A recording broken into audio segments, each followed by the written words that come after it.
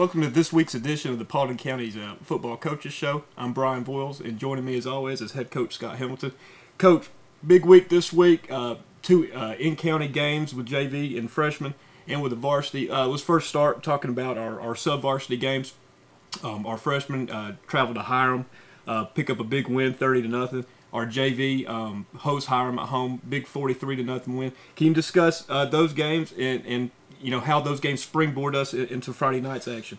You know, when I got the job, you know, and you came in that first year there, the program, our numbers were down. We had about 45 to 50 kids in the program, and you know, at a point, you know, I always talk, we got to get better to under levels. We got to get better to under levels too, because sub-varsity just feeds into what goes on with the varsity. You know, our JV win against North Paulding 2 weeks ago was the first, I think, JV win we had in like 6 years. Right. So, you know, I think the future is going to be real bright. I think, you know, we were 4-0 in the freshman JV games right now. We've beaten North and Hiram, two in-county opponents, pretty convincingly, you know. And I think that those kids that used to beating those teams, it adds up. You know, I always say, you know, you want to whip a puppy to whip a dog. And I think, you know, the guys were buying that mentality a little bit. Some of our sophomores went down and had great games on the JV. Right. So I think that's if we just look at the overall program thing, you know, last year we were 2-5 or 2-6 at this point, and this year we're 5-3. Right. So that's program-wise, we're definitely making some strides. Right, and definitely showing that depth is being built throughout the program. Yes, you know, we're running counting our freshmen in 120 kids in a program, so we're doubled from what we were 3 years ago. Right. Okay, and then, you know, as I said before, that leads us in. That's a good start on Thursday, leading into our Friday night action. A big rival, East Paulding, comes in. One of the two original Paulding County schools, Paulding County obviously being the original, East Paulding the second to open up. They've been riding a big wave of success the past couple of years. They have this mystique about them coming in. You know, a very big program, big home game for us. You know, kind of give us the thoughts going into the game, kind of the preparation from the coaching staff leading into the game on Friday. You know, you always talk about knowing one game is more important than the other one, but honestly, everybody knows, hey, we're playing the guys down the street. Right. You know, and East Paulding has had, you know, everybody up till recently, North beat them, everybody's number in the county. They've been sort of the premier program. John Reed did a great job there getting things started. Chuck Goddard stepped in and sort of kept going. And you see the black and silver roll over there. Your kids are. We had to get past that. You had to get past that mystique a little bit where we could play with them. You know, we were disappointed. Result lost 10-7. You know, some good points, some things. I think definitely some fixable things. You know, we played a new quarterback in the game, Bailey Johnson, whose dad played at Paulding County way back in the day. We did a lot of good things, but obviously we're not happy with the success. Our defense played outstanding. Right. I want to mention specifically Dylan Peoples. I think played a game of his life. Not only did he make a ton of tackles behind the line of scrimmage, led the defense. What did he average? He averaged 38.6 yards a punt. Yes. And he had 2 punts inside the 20, and he had 3 punts over 40-plus yards. So that was definitely an asset as the special teams goes. Yeah, you know, I think that, you know, we can build on those type of things. You know, also we have to go back and keep working offensively, because it's no secret in what I said 2 weeks ago, though, but, you know, we've got to get hitches and pitches off, and right now we're not doing either one of them. You know, we threw it 5 of 16, passing the ball, which, you know, is the thing. We don't throw the ball. We threw it 16 times in the game. Right. 55 snaps. That's, you know, over 30% of the time we had the ball in the air, but we just didn't do a good job completing what we threw. Right. You know, we missed a lot of short, easy passes that we got to complete. And everybody's got 9 in the box. They're giving us 1-1 coverage. We have to make them pay for that, and that's where we got to move towards. And I think that's going to happen as time goes along. You know, I think you know, we went through quarterback shuffle a little bit where our starter Corn gets hurt, really can't play. We were down to, you know, Bailey Johnson played JV the week before, had a great game. The JV game comes up and had some first game, you know, jitters there. Right. I mean, obviously, first sophomore game, you're playing the biggest rival in the county, and you're a lot of pressure right there. Right, welcome to varsity football. Yes, varsity Friday night, and then obviously we got, you know, Mike Lovejoy's, you know, been released to play again too. So I think we'll look a little bit different the next 2 weeks just because of the change in the quarterback scenery. So, and we're going to shuffle some guys around a little bit to try to get some more skilled guys on the field. Right. And one thing I think everybody there noticed is our ability and our willingness to throw the ball downfield now to exploit what the defense is giving us. Specifically, the past couple of weeks, people know we run the ball. They know we're an option team. They stack the box against us. And last night we showed, hey, you stack the box against us, we'll throw you the ball. Can you kind of talk about our receivers and the matchups we think they give us?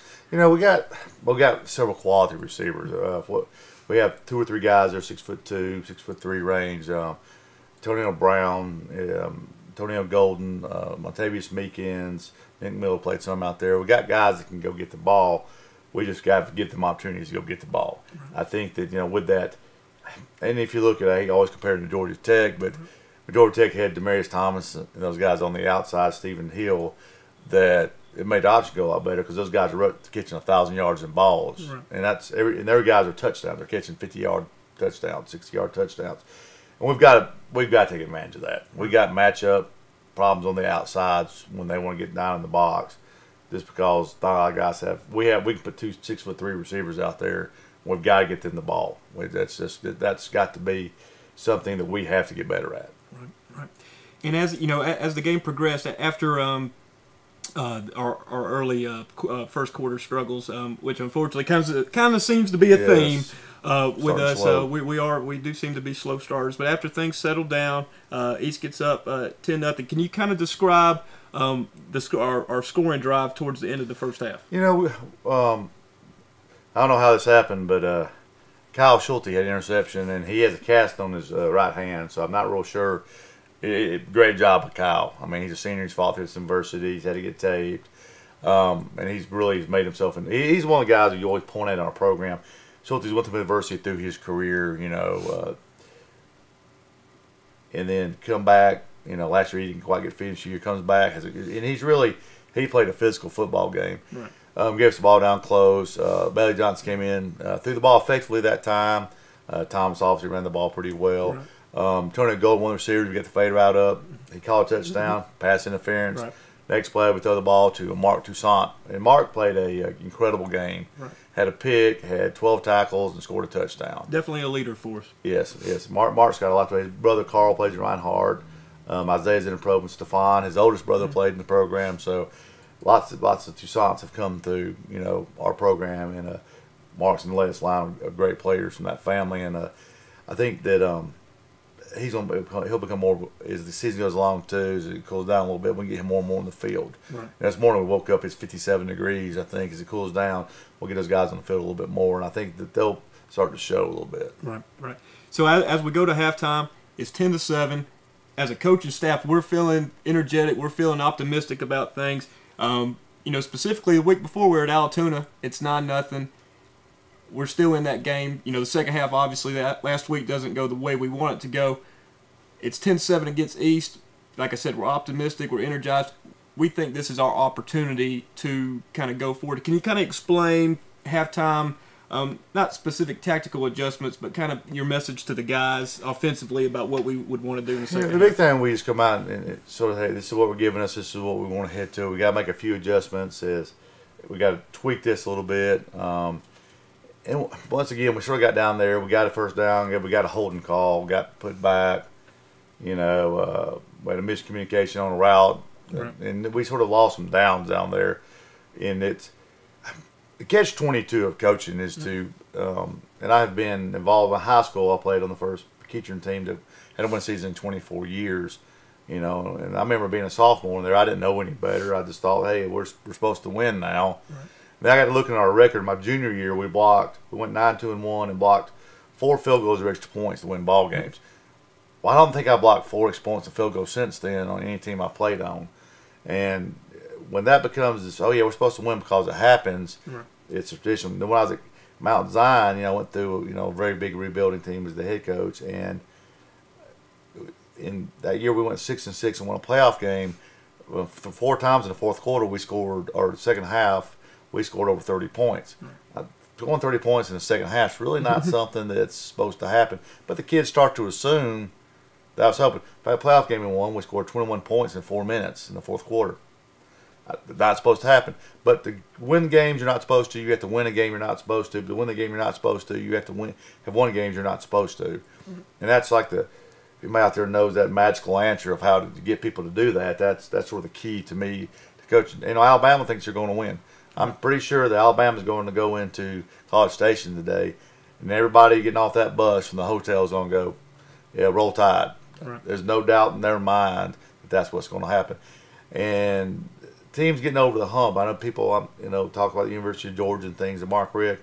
It's one of the things they've got to get over too is, you talk about winning the big game, but it's winning one game you're not supposed to. It's got to be beating, win the SEC championship, maybe when they're just a little bit better than you. Mm-hmm. Successful programs do that. When I was at Carrollton, we didn't do nothing as coaching staff to fix it. Charlie Gresham had fixed that in 1955. We still run off the field the same way. The kids assume that's what's going to happen. And it's just like when you, if you're wrestling with your kid, he never thinks he can beat dad because he's never done it before. Right. It's that whole, it's that, like I said, you got to, when the puppy's been whipped, that they assume that that's how things are supposed to go.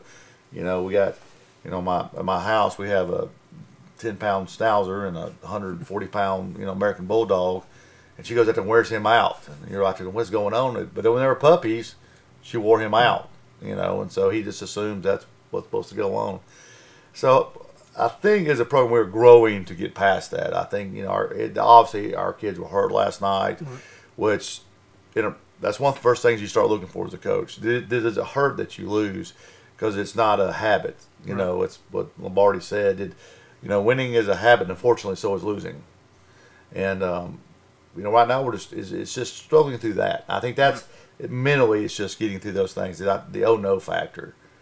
And I think that I believe we're going to get there, and that's what I was talking to kids last night. We have, in the past at Paulding County, we've played a close game like this and turned around and lost to a team we shouldn't have. Villa Rica is a very winnable ball game. They're a good football team, but that's a game that we go out there and play well. We need to win. We got to say, hey, East Paulding, we can't lose.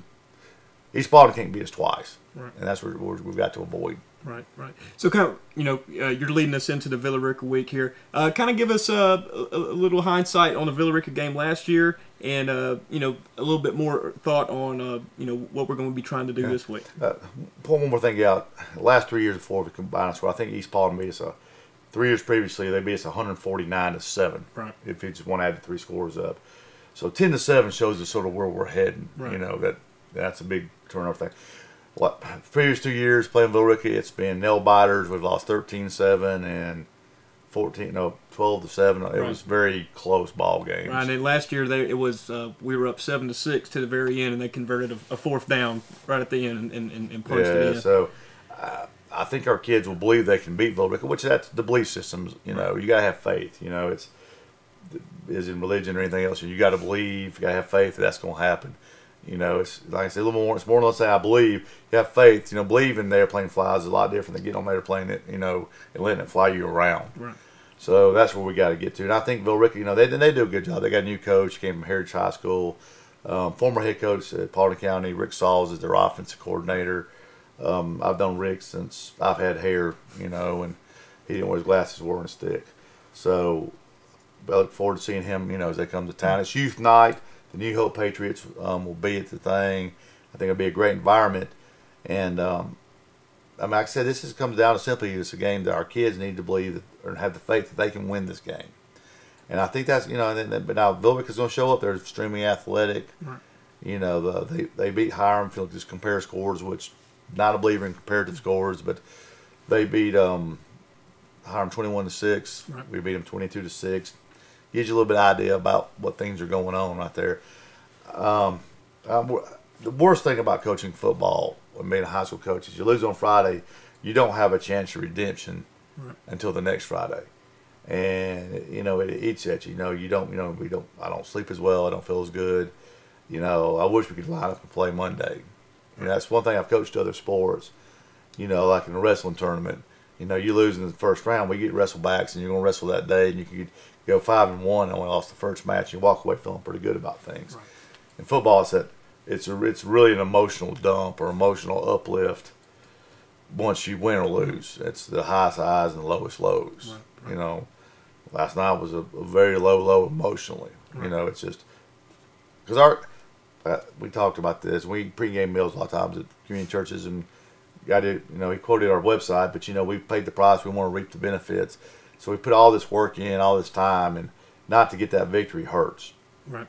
But the positive is that it does hurt finally. It's not, we didn't accept the fact that we lost to them. Kids were angry. Right. And the kids thought they had a chance to win that game, which they certainly did. And, you referred back to the previous scores of these and of the past couple of years, and that hadn't been the case.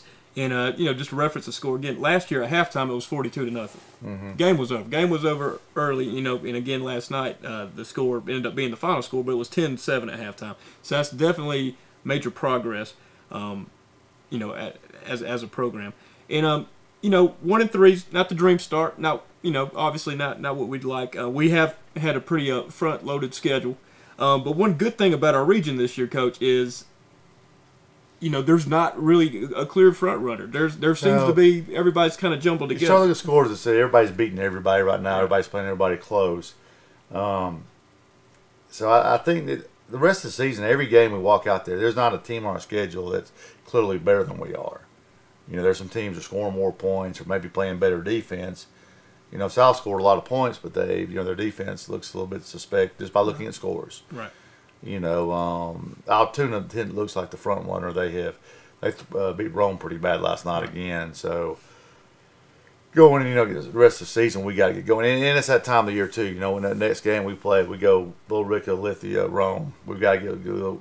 We need to get some winning going on right there. Woodland, get into the two county rivals there at the end of the season. Right.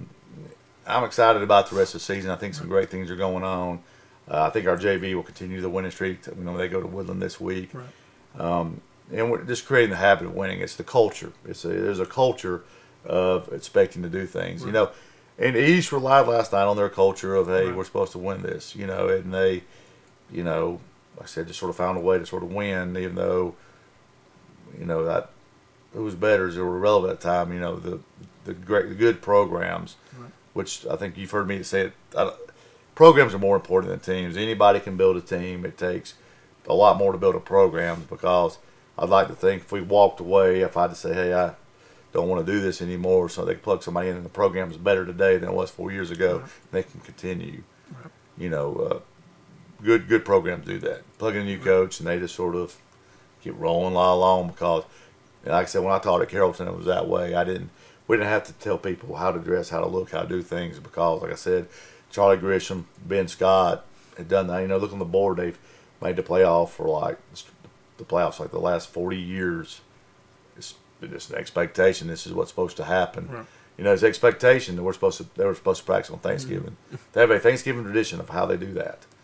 So that's where we want to get to. Right. But you have to work at it constantly. Right. And we're definitely on our way. And as you referred to before, our freshmen and JV, especially this season, they show up, get off the bus, so to speak. They expect to win that game. And, and our varsity's getting there. And, it's definitely our prospects look bright going forward. Yes. Like I said, you need to come watch Paulding County football if you haven't been around a while, see where we're at. Come to youth night here. There'll be lots of little kids running around. It's always to me, it's a exciting time. High school football should be kids on the hill throwing a football, people in the stands. The little kids are excited. They're high-fiving. You can walk off the field at halftime. They're high-fiving before the game. Right. They're pumped up. I think it'll be a great atmosphere. Villa Rica brings a great crowd. Right. I think this is a game. If you haven't been to a game in a while, I think this will be a great game to come out and see.